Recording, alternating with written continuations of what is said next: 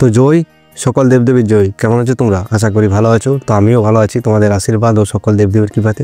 তো আজকেও চলে এলাম সে বর্ধমানের কৃষ্ণকালী মায়ের একটি নতুন ভিডিও নিয়ে তোমাদের কাছে। তো আগের দিন আমি ভিডিওতে বলেছি যে মায়ের মন্দির ঢুকতেই কিন্তু এখন অনেক দোকানদানি তোমরা দেখতে পাবে না। আগে যেমন সারি সারি দোকানদানি ছিল, এখন কিন্তু সেটা দেখতে পাবে না। এখন তোমাদেরকে যে বেলারা হাই স্কুল আছে তার পাশে মানে রোডের ধারেই, যে রোড থেকে নেমে তোমরা মায়ের মন্দির যাচ্ছ সেই রোডের ধারেই কিন্তু অনেক দোকানদানি আছে। তো ঢুকতেই তোমরা সামনেই দেখতে পাবে যে একজন ফটো বিক্রি করছে।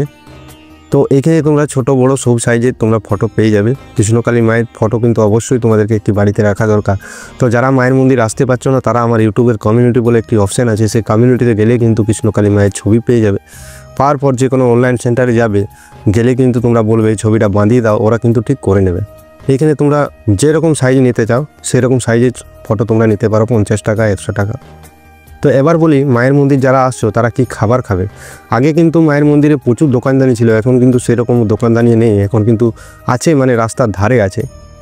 তো তোমরা এই যে দোকানটা, এখানে কিন্তু 50 টাকায় পেট ভরে তোমরা খেতে পারো, ভাতও খেতে পারো এবং মুড়ি খেতে পারো এবং কচুরি, তোমরা যে যাই পারো খেতে পারো। তো আমি ভাতেই খেলাম।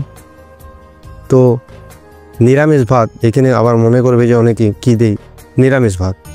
তুমি যা খাবে সেটি কিন্তু সবটাই এখানে নিরামিষ। 50 টাকায় তুমি যত পারবে ভাত খেতে পারো। তো অনেক মানুষ আমাকে জিজ্ঞাসা করছিলে যে মায়ের মন্দির কখন ফাঁকা থাকে।